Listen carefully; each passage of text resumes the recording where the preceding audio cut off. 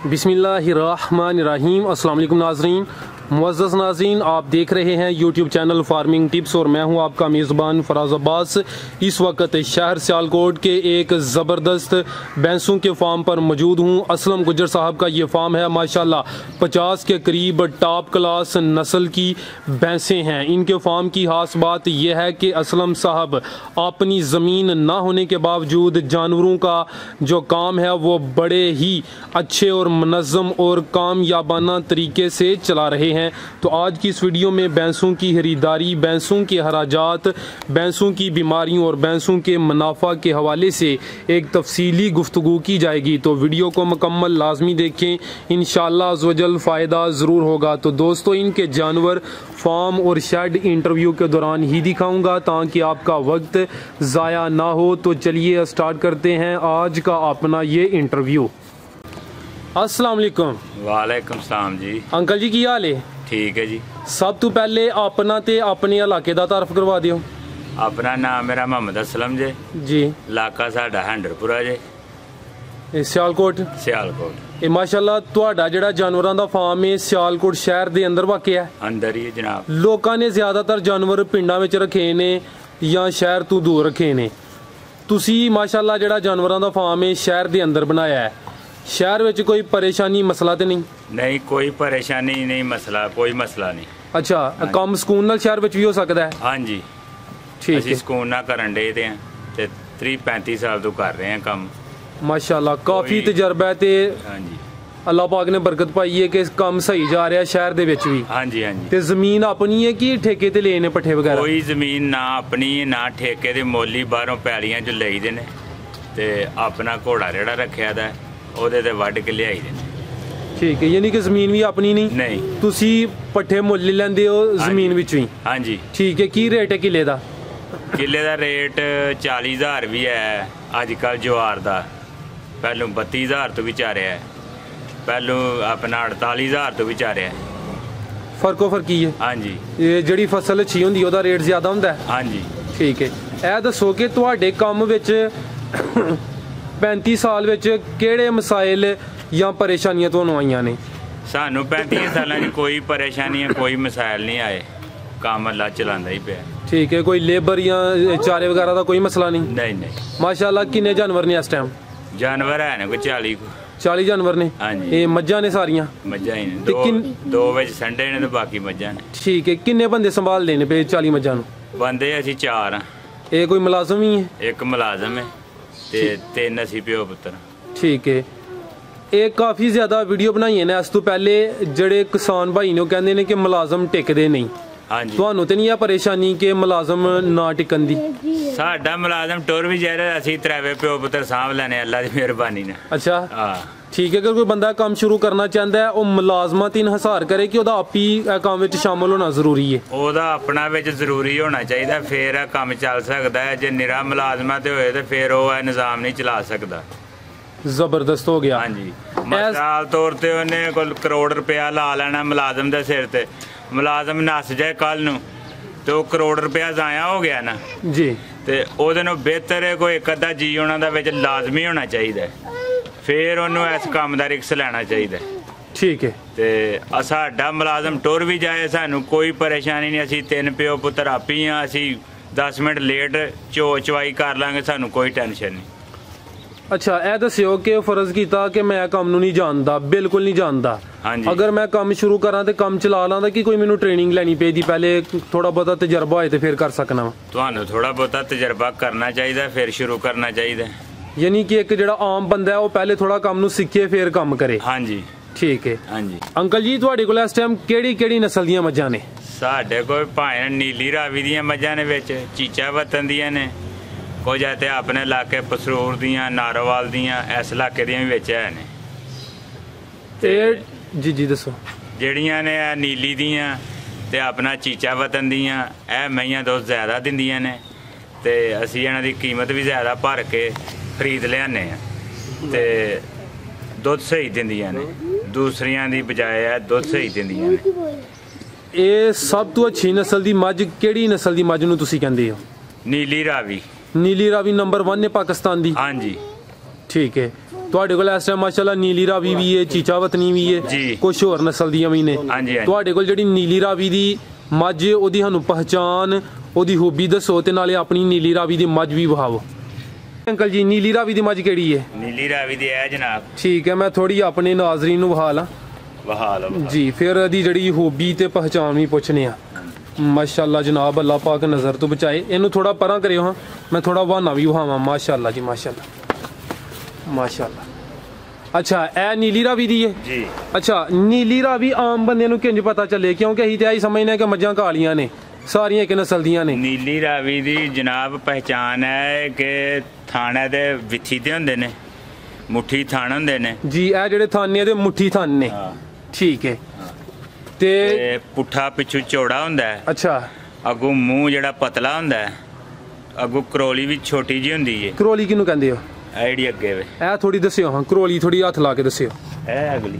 ਅੱਛਾ ਅੱਛਾ, ਉਹ ਜਿਹੜੀ ਅੱਗੇ ਵੇ। ਹਾਂ, ਜਿਹੜੀ ਲੱਤਾਂ ਦੇ ਵਿੱਚ। ਠੀਕ ਹੈ, ਉਹ ਕਰੋਲੀ, ਉਹ ਵੀ ਛੋਟੀ ਹੁੰਦੀ ਹੈ? ਉਹ ਵੀ ਛੋਟੀ ਹੁੰਦੀ ਹੈ, ਧੁੰਨੀ ਨਹੀਂ ਹੁੰਦੀ। ਅੱਛਾ, ਧੁੰਨੀ ਬਿਲਕੁਲ ਹੈ ਨਹੀਂ। ਹਾਂ, ਆ ਵੇਖ ਲਓ ਜੀ ਜਨਾਬ, ਧੁੰਨੀ ਬਿਲਕੁਲ ਯਾਨੀ ਕਿ ਛੋਟੀ ਹੁੰਦੀ ਹੈ ਜਾਂ ਨਹੀਂ ਹੁੰਦੀ। ਹਾਂਜੀ। ਇਹ ਨੀਲੀ ਰਾਵੀ ਦੀ ਪਹਿਚਾਨ ਹੈ। ਹਾਂਜੀ। ਤੇ ਨੀਲੀ ਰਾਵੀ ਤੁਸੀਂ ਨੀਲੀ ਦੇ ਇਲਾਕੇ ਚੋਂ ਲੈ ਕੇ ਆਉਂਦੇ ਹੋ? ਨੀਲੀ ਦੇ ਇਲਾਕੇ 'ਚ ਆਪੀ ਵੀ ਗਏ ਆ। ਅੱਛਾ। ਤੇ ਇੱਕ ਬੰਦਾ ਹੈ ਪਸਰੂਰ ਦਾ, ਠੀਕ ਹੈ। ਜ਼ਫਰ ਉਹਦਾ ਨਾਂ ਹੈ ਜੀ। ਤੇ ਉਹਦੇ ਕੋਲੋਂ ਅਸੀਂ ਮਾਲ ਲੈ ਕੇ ਆਨੇ ਆ। ਅੱਛਾ। ਆਪੀ ਵੀ ਮੰਡੀ ਗਏ ਆ। ਠੀਕ ਹੈ। ਮੰਡੀ ਦੇ ਵਿੱਚੋਂ ਨੀਲੀ ਤੋਂ ਜਾ ਕੇ ਦਰਿਆ ਦੇ ਕੰਢੇ ਤੇ ਮੰਡੀ ਲੱਗਦੀ ਏ, ਅੱਛਾ, ਉੱਥੋਂ ਜਾ ਕੇ ਅਸੀਂ ਮੱਝਾਂ ਖਰੀਦਨੇ ਆ। ਠੀਕ ਹੈ। ਤੁਹਾਡਾ ਤਜਰਬਾ ਕਿਹਦਾ ਰਿਹਾ? ਮਾਸ਼ਾਅੱਲਾ ਤੁਸੀਂ ਜਾਨਵਰ ਮੰਡੀ ਚੋਂ ਵੀ ਖਰੀਦੇ ਨੇ। ਇਸ ਤੋਂ ਇਲਾਵਾ ਤੁਸੀਂ ਦੱਸ ਦਿਓ ਪਏ ਕਿ ਜ਼ਿਲ੍ਹਾ ਸਿਆਲਕੋਟ ਦੀ ਤਹਿਸੀਲ ਪਸਰੂਰ ਹੈ, ਉੱਥੇ ਅੱਡਾ ਹੈ, ਤੁਸੀਂ ਉੱਥੋਂ ਵੀ ਖਰੀਦ ਲੈਂਦੇ ਹੋ। ਹਾਂਜੀ। ਆਮ ਬੰਦਾ ਨੀਲੀ ਦੇ ਇਲਾਕੇ 'ਚ ਜਾ ਕੇ ਮੰਡੀ 'ਚ ਖਰੀਦੇ ਕਿ ਆਪਣੇ ਇਲਾਕੇ 'ਚੋਂ ਕੋਈ ਅਗਰ ਅੱਡਾ ਹੈ ਤਾਂ ਉੱਥੋਂ ਖਰੀਦ ਲੇ? ਆਪਣੇ ਇਲਾਕੇ 'ਚ ਜਿਹੜਾ ਅੱਡਾ ਹੈ ਨਾ, ਉੱਥੋਂ ਖਰੀਦ ਲੇ, ਕਿਉਂਕਿ ਘਾਟਾ ਵਾਧਾ ਵੀ ਵਿੱਚ ਮਈਆਂ ਦੇ ਹੋ ਸਕਦਾ ਹੈ, ਕੋਈ ਬੰਦਾ ਫਿਰ ਵਾਪਸ ਕਰ ਲੈਂਦਾ ਜੀ। ਹਾਂ, ਮੰਡੀ 'ਚ ਦਾ ਲੱਗਣ ਦੇ ਵੀ ਕਹਿੰਦੇ ਨੇ ਚਾਂਸ ਹੁੰਦੇ ਲੱਗ ਜਾਂਦਾ। ਠੀਕ ਹੈ। ਤੇ ਨੀਲੀ ਦੀ ਚੰਗੀ ਮੱਝ ਦੀ ਕਿੰਨੀ ਕੀਮਤ ਹੈ? ਨੀਲੀ ਦੀ ਚੰਗੀ ਮੱਝ ਦੀ ਕੀਮਤ 3 ਲੱਖ ਰੁਪਏ। ਮਾਸ਼ਾਅੱਲਾ, ਜਿਹੜੀ ਮੱਝ ਤੁਸੀਂ ਨੀਲੀ ਦੀ ਉਹਾਈ ਹੈ ਕਾਫੀ ਖੂਬਸੂਰਤ ਤੇ ਪਿਆਰੀ ਹੈ। ਹਾਂਜੀ। ਵਾਹਨਾ ਦਾ ਵੇਖ ਕੇ ਦਿਲ ਖੁਸ਼ ਹੋਇਆ ਹੈ। ਹਾਂਜੀ। ਇਹ ਰੋਜ਼ਾਨਾ ਦਾ ਕਿੰਨਾ ਦੁੱਧ ਦੇ ਰਹੀ ਹੈ? ਇਹ ਦੁੱਧ ਰੋਜ਼ਾਨਾ ਦਾ ਕੋਈ 18 ਕਿਲੋ ਦੇ ਰਹੀ ਹੈ। ਮਾਸ਼ਾਅੱਲਾ। ਹਾਂਜੀ। ਠੀਕ ਹੈ। ਤੁਸੀਂ ਆਪਣੇ ਜਾਨਵਰਾਂ ਨੂੰ ਰੋਜ਼ਾਨਾ ਕੀ ਖਿਲਾਉਂਦੇ ਪਿਲਾਉਂਦੇ ਹੋ? ਸਵੇਰ ਤੋਂ ਲੈ ਕੇ ਸ਼ਾਮ ਤੱਕ ਇਹਨਾਂ ਨੂੰ ਖੁਰਾਕ ਵਿੱਚ ਕੀ ਦੇ ਰਹੇ ਹੋ? ਚੁਆਈ ਕਿਸ ਟਾਈਮ ਕਰਦੇ ਹੋ? ਇਹਦੇ ਬਾਰੇ 'ਚ ਥੋੜੀ ਵਜ਼ਾਹਤ ਕਰ ਦਿਓ। ਸਵੇਰ ਅਸੀਂ 6 ਵਜੇ ਚੁਆਈ ਲਾਣੇ ਆ ਤੇ ਸ਼ਾਮੀ 5 ਵਜੇ। ਠੀਕ ਹੈ, ਯਾਨੀ 11-12 ਘੰਟੇ ਬਾਅਦ ਚੁਆਈ ਹੁੰਦੀ ਹੈ। ਹਾਂਜੀ। ਠੀਕ ਹੈ। ਸਵੇਰ ਚੁਆਈ ਤੋਂ ਬਾਅਦ ਕੀ ਕਰਦੇ ਹੋ? ਪਹਿਲੇ ਚਾਰਾ ਪਾਉਂਦੇ ਹੋ ਕਿ ਪਹਿਲੇ ਚੁਆਈ ਕਰਦੇ? ਸਵੇਰ ਅਸੀਂ ਜਦੋਂ ਚੁਆਈ ਕਰਨੀ ਅਸਾਂ ਸਾਰੀਆਂ ਜਿਹੜੀਆਂ ਨੇ ਤੂੜੀ ਪਾ ਕੇ ਤੇ ਵੰਡਾ ਪਾ ਕੇ ਚੋਈ ਜਾਣੀਆਂ।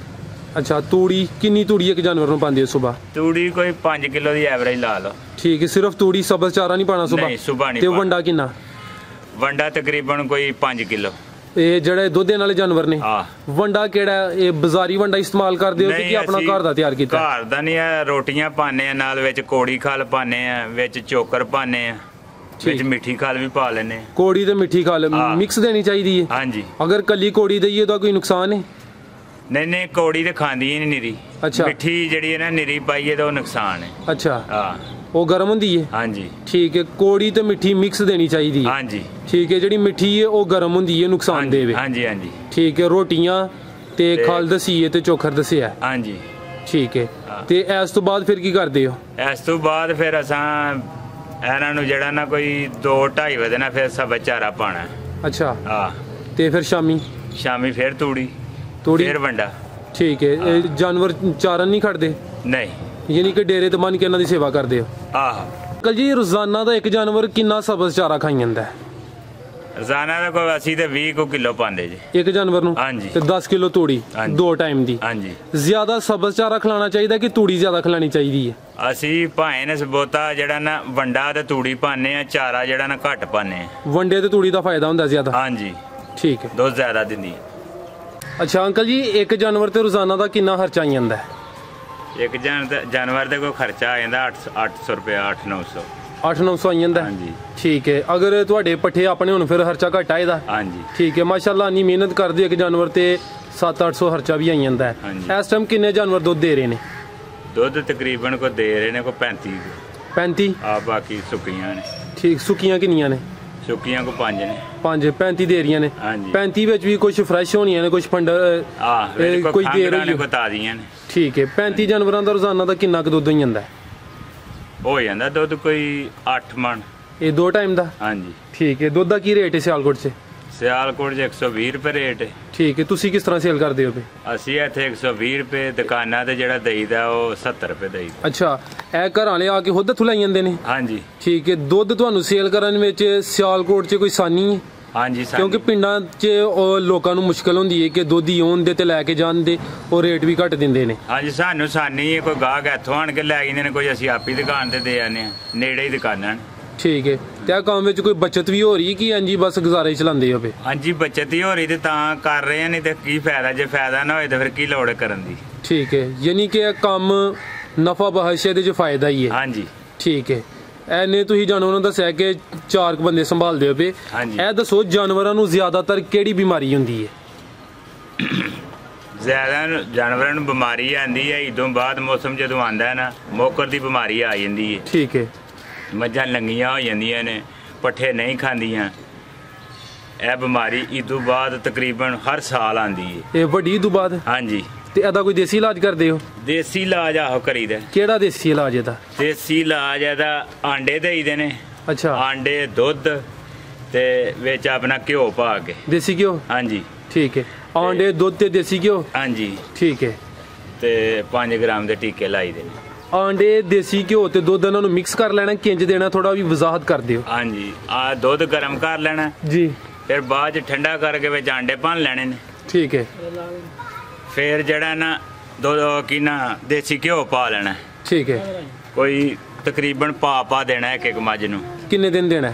ਉਹ 3 ਦਿਨ। ਇਹ ਮਾਸ਼ਾਅੱਲਾ ਫਰਕ ਪਾਈਏ ਦਾ? ਹਾਂ, ਇਨਸ਼ਾਅੱਲਾ। ਠੀਕ ਹੈ। ਜਿਹੜੀ ਮੱਝ ਗੱਬਨ ਹੁੰਦੀ ਹੈ, ਸੂਣ ਵਾਲੀ ਹੁੰਦੀ ਹੈ, ਹਾਂਜੀ, ਉਹਨੂੰ ਕੋਈ ਦੇਸੀ ਘਿਓ ਜਾਂ ਤੇਲ ਵਗੈਰਾ ਦੇਣਾ ਚਾਹੀਦਾ ਹੈ? ਹਾਂਜੀ, ਦੇਣਾ ਚਾਹੀਦਾ। ਸੂਣ ਤੋਂ ਕਿੰਨੇ ਅਰਸਾ ਪਹਿਲੇ ਦੇਣਾ ਹੈ? ਸੂਣ ਤੋਂ ਪਹਿਲਾਂ ਕੋਈ 2 ਮਹੀਨੇ ਪਹਿਲਾਂ ਸ਼ੁਰੂ ਕਰ ਲਓ। ਅੱਛਾ, 2 ਮਹੀਨੇ ਪਹਿਲੇ ਸ਼ੁਰੂ ਕਰਕੇ ਤੇ ਕਿੰਨੀ ਦੇਰ ਬਾਅਦ? ਗਰਮੀ ਹੋਏ ਤੇ ਤੇਲ ਦੇਣਾ ਚਾਹੀਦਾ। ਅੱਛਾ। ਜੇ ਸਿਆਲ ਹੋਏ ਤੇ ਫਿਰ ਘਿਓ ਦੇਣਾ ਚਾਹੀਦਾ। ਠੀਕ ਹੈ। ਕਿੰਨਾ ਦੇਣਾ, ਕਿੰਨਾ ਅਰਸਾ ਦੇਣਾ? ਕੋਈ ਤਕਰੀਬਨ ਕੋਈ 3-3 ਕਿਲੋ ਲੱਗ ਜਾਏ, ਥੋੜਾ ਥੋੜਾ ਕਰਕੇ। ਠੀਕ ਹੈ। 2 ਮਹੀਨਿਆਂ 'ਚ। ਠੀਕ ਹੈ। ਗਰਮੀ ਵਿੱਚ ਤੇਲ, ਸਰਦੀ ਵਿੱਚ ਦੇਸੀ ਘਿਓ। ਹਾਂਜੀ। ਜਿਹੜੀ ਮੱਝ ਅੱਟਾ ਨਹੀਂ ਸੁੱਟਦੀ, ਉਹਦਾ ਕੋਈ ਦੇਸੀ ਇਲਾਜ ਕਰਦੇ ਹੋ? ਹਾਂਜੀ। ਕੀ ਦੇਸੀ ਇਲਾਜ ਹੈ? ਦੇਸੀ ਇਲਾਜ ਉਹਨੂੰ ਇਹ ਗੁੜ ਦੇਈਦਾ, ਨਾਲ ਗਲਗੰਦ ਦੇਈਦਾ ਤੇ ਉਹਦੇ ਨਾਲ ਆਟਾਂ ਸੁੱਟ ਛੱਡਦੀਆਂ ਨੇ। ਅੱਛਾ। ਨਾਲ ਵੇ ਕੋ ਸੋਡਾ ਪਾ ਲਈਦਾ ਮਿੱਠਾ। ਠੀਕ ਹੈ। ਤੇ ਆਟਾਂ ਸੁੱਟ ਛੱਡਦੀਆਂ। ਮੌਸਮ ਜਿਹੜਾ ਮਰਜ਼ੀ ਹੋਏ, ਭਾਵੇਂ ਸਰਦੀ ਹੋਏ ਭਾਵੇਂ ਗਰਮੀ ਹੋਏ, ਇਹੀ ਦੇਣਾ ਕਿ ਕੋਈ ਮੌਸਮ ਦਾ ਵੀ? ਨਹੀਂ, ਇਹ ਗਰਮੀ ਦਾ ਮੌਸਮ ਦਾ। ਸਰਦੀ ਵਾਸਤੇ ਸਰਦੀ ਵਾਸਤੇ ਅਸਾਂ ਕਾੜਾ ਬਣਾਈਦਾ। ਸਰਕਾਰ ਮੇਰੀ ਮੋਟੀ ਇਲਾਚੀ ਦਾ ਵਿੱਚ ਹਾਲਿਓਂ ਪਾਈ ਦੀ ਏ, ਵਿੱਚ ਆਪਣਾ ਉਹ ਪਾਈਦਾ ਕੀ ਨਾ ਅਲਸੀ ਪਾਈ ਦੀ ਏ, ਗੁੜ ਪਾ ਕੇ ਕਾੜਾ ਬਣਾ ਕੇ ਉਹ ਦੇਈਦਾ। ਲਾਚੀ, ਅਲਸੀ ਤੇ ਤੀਸਰੀ ਚੀਜ਼ ਕਿਹੜੀ ਦੱਸੀ ਹਜੇ? ਉਹ ਹਾਲਿਓਂ। ਹਾਲਿਓਂ ਇਹ ਪੰਸਾਰੀ ਕੋਲ ਮਿਲ ਜਾਂਦੀ ਹੈ? ਆਹੋ। ਇਹ ਕਿੰਜ ਮਿਕਸ ਕਰਨਾ ਹੈ? ਮਾਸ਼ਾਅੱਲਾ ਤੁਸੀਂ ਵਾਹਦ ਬੰਦੇ ਹੋ ਜਿਹੜਾ ਦੱਸ ਦਿਓ ਪਏ ਜਿਹੜਾ ਨਾ ਦੇਸੀ ਇਲਾਜ। ਅਗਰ ਅੱਟਾਂ ਜਾਨਵਰ ਨਹੀਂ ਸੁੱਟਦਾ, ਸਰਦੀ ਵਿੱਚ ਕਰਨਾ? ਸਰਦੀ ਵਿੱਚ। ਥੋੜੀ ਵਜ਼ਾਹਤ ਚ ਦੱਸੋ ਨਾ ਤਾਂ ਕਿ ਕਿਸੇ ਦਾ ਫਾਇਦਾ ਹੈ। ਕਿ ਉਹ ਕੋਈ ਲੈਣੀਆਂ ਨੇ, ਕੋਈ ਪਾ ਸ਼ੈਵਾਂ। ਠੀਕ ਹੈ। ਤੇ ਕੋਈ ਸਟਾਕੀ ਪਾ ਲੈਣੀਆਂ ਨੇ, 4 ਸ਼ੈਵਾਂ ਜੀ। ਤੇ ਪਾਣੀ 'ਚ ਵਾਲ ਕੇ ਨਾ, ਤੇ ਜਦੋਂ ਸਮਝੋ ਕੋਈ 3 ਕੁ ਨਾਲਾਂ ਰਹਿ ਗਿਆ, ਅੱਛਾ, ਉਹਦੇ ਥੱਲੇ ਲਾ ਲੈਣਾ ਤੇ ਉਹ ਦੇ ਛੱਡਣਾ। 3-4 ਦਿਨ ਦੇਣਾ ਕਾੜਾ। ਮਈਆਂ ਆਟਾਂ ਸੁੱਟ ਛੱਡਦੀ, ਫਿਰ ਦੁੱਧ ਬੜਾ ਦੇਗੀ। ਮਾਸ਼ਾਅੱਲਾ ਸਰ, ਬੜਾ ਅੱਛਾ ਦੱਸਿਆ ਤੁਸੀਂ। ਅੱਲਾਹ ਪਾਕ ਸੇਧ ਦੇ ਤੁਹਾਨੂੰ। ਇਹ ਦੱਸੋ ਕਿ ਅਗਰ ਕੋਈ ਬੰਦਾ ਕੰਮ ਸ਼ੁਰੂ ਕਰਨਾ ਚਾਹੁੰਦਾ ਹੈ, ਸਜਰੀਆਂ ਸੂਈਆਂ ਮੱਝਾਂ ਲੈ ਕੇ ਕਰਨਾ ਬਿਹਤਰ ਹੈ ਜਾਂ ਫੰਡਰ ਲੈ ਕੇ ਕਰਨਾ ਬਿਹਤਰ ਹੈ? ਬਈ ਸਜਰੀਆਂ ਲੈ ਕੇ ਬਿਹਤਰ ਹੈ। ਸ਼ਹਿਰਦਾਰੀ ਹੈ ਤੇ ਫੰਡਰਾਂ ਲੈ ਕੇ ਸਮਝ 'ਚ ਨਹੀਂ ਆਉਂਦਾ ਕੰਮ। ਅੱਛਾ। ਤੇ ਅਗਰ ਕੋਈ ਬੰਦਾ ਪਿੰਡ ਵਿੱਚ ਕਰਦਾ ਹੈ, ਉਹਨੂੰ ਕੀ ਮਸ਼ਵਰਾ ਦੋ? ਦੇ ਮਾਸ਼ਾਅੱਲਾ ਕਾਫੀ ਤਜਰਬਾ ਤੁਹਾਡਾ। ਪਿੰਡ ਦੇ ਬੰਦੇ ਦੇ ਆਮ ਤੌਰ ਤੇ ਆਪ ਝੋਟੀਆਂ ਲਿਆਂਦੇ ਨੇ। ਅੱਛਾ। ਉਹਨਾਂ ਦੀਆਂ ਪੈਲੀਆਂ ਆਪਣੀਆਂ ਹੁੰਦੀਆਂ ਨੇ, ਉਹ ਘਰ ਤਿਆਰ ਕਰਦੇ ਨੇ। ਠੀਕ ਹੈ। ਤੇ ਉਹਨਾਂ ਨੂੰ ਬਿਹਤਰ ਇਹ ਹੀ ਰਹਿੰਦਾ। ਅੱਛਾ। ਕਿ ਉਹ ਝੋਟੀਆਂ ਲੈਣ ਦੇ। ਜਿਹੜੀ ਸ਼ਹਿਰਦਾਰੀ ਨੇ ਉੱਥੇ ਮਈਆਂ ਤਾਜ਼ੀਆਂ ਵਾਰਾ ਖਾਂਦੀਆਂ, ਕਿਉਂਕਿ ਹਰ ਸ਼ੈ ਮੁੱਲ ਦੀ ਹੈ। ਠੀਕ ਹੈ। ਜ਼ਿਆਦਾ ਫਾਇਦਾ ਮੱਝਾਂ ਦੇ ਕਾਰੋਬਾਰ ਵਿੱਚ ਜਾਂ ਗਾਵਾਂ ਦੇ ਕਾਰੋਬਾਰ ਵਿੱਚ? ਬਈ ਸਾਡਾ ਅੰਦਾਜ਼ਾ ਹੈ ਹੀ ਅਸੀਂ ਮੱਝਾਂ ਦਾ ਕਰਨੇ ਆ ਤੇ ਸਾਨੂੰ ਮੱਝਾਂ ਦਾ ਤਜਰਬਾ ਹੈ, ਤੇ ਸਾਨੂੰ ਤੇ ਮੱਝਾਂ ਦੇ ਕੰਮ 'ਚ ਫਾਇਦਾ ਹੀ ਨਜ਼ਰ ਆਇਆ, ਕਿਉਂਕਿ ਸਾਡੇ ਕੋਲ ਗਾਂ ਕੋਈ ਨਹੀਂ ਪੂਰੇ ਵਾੜੇ 'ਚ। ਠੀਕ ਹੈ। ਹਾਂ, ਮਾਸ਼ਾਅੱਲਾ ਸਰ, ਤੁਸੀਂ ਕਾਫੀ ਅੱਛੀਆਂ ਤੇ ਅਹਿਮ ਗੱਲਾਂ ਦੱਸੀਆਂ ਨੇ। ਹਾਂਜੀ। ਤੁਹਾਡੇ ਕੰਮ ਦੇ ਮੁਤਲਕ ਅਗਰ ਕੋਈ ਅਹਿਮ ਗੱਲ ਜਿਹੜੀ ਰਹਿ ਗਈ ਮੈਂ ਨਹੀਂ ਪੁੱਛੀ, ਮੇਰੇ ਨਾਜ਼ਰੀਨ ਨਾਲ ਉਹ ਵੀ ਸ਼ੇਅਰ ਕਰ ਦਿਓ। ਜਾਂ ਕੋਈ ਬੰਦਾ ਕੰਮ ਸ਼ੁਰੂ ਕਰਨਾ ਚਾਹੁੰਦਾ, ਉਹਨੂੰ ਕੀ ਮਸ਼ਵਰਾ ਦਵੋ? ਦੇ ਮਸ਼ਵਰਾ ਇਹ ਹੀ ਹੈ ਕਿ ਕਰੇ ਫਿਰ ਅੱਲਾ ਦੀ ਸਪੁਰਦ, ਕੋਈ ਗੱਲ ਨਹੀਂ ਫਿਰ। ਠੀਕ ਹੈ। ਕਿੰਜ ਕਰੇ? ਕੋਈ ਥੋੜਾ ਜਿਹਾ ਮਸ਼ਵਰਾ 1-2 ਹਿੰਟ ਦੇ ਹੜੋ ਨਾ, ਕਿੰਜ ਕਰ ਸਕਦਾ? ਮਸ਼ਵਰਾ ਇਹ ਹੈ ਕਿ 3 ਮੱਝਾਂ ਨੂੰ ਸ਼ੁਰੂ ਕਰੇ। ਅੱਛਾ। ਪਹਿਲਾਂ ਉਹਦਾ ਹੋਲਡ ਵਿੱਚ ਆਪਣਾ ਹੋਣਾ ਚਾਹੀਦਾ ਹੈ। ਜ਼ਬਰਦਸਤ। ਨੌਕਰਾਂ ਦੇ ਨਾਂ ਕੰਮ ਚਲਾ, ਨੌਕਰਾਂ ਦੇ ਸਿਰ ਤੇ ਉਹ ਕੰਮ ਨਾ ਸ਼ੁਰੂ ਕਰੇ। ਠੀਕ ਹੈ। ਨੌਕਰ ਕਰੋੜ ਰੁਪਇਆ ਵੀ ਲਵਾ ਸਕਦੇ ਨੇ, 1.5 ਵੀ ਲਵਾ ਸਕਦੇ ਨੇ, ਕੱਲ ਨੂੰ ਨੌਕਰ ਨੱਸ ਜਾਂਦੇ ਨੇ ਤੇ ਉਹ ਜਿਹੜਾ ਨਾ ਉਹਦਾ ਕੰਮ ਫੇਲ ਹੋ ਜਾਂਦਾ। ਵਿੱਚ ਉਹਦਾ ਇੱਕ ਅੱਧਾ ਬੰਦਾ ਆਪਣਾ ਹੋਣਾ ਚਾਹੀਦਾ, ਫਿਰ ਉਹ ਬੰਦਾ ਅੱਲਾ ਦੀ ਮਿਹਰਬਾਨੀ ਨਾਲ कामयाब। जी अंकल जी बहुत शुक्रिया जनाब, बड़ी अच्छी ते अहम गुफ्तगू की है। अल्लाह हाफिज़।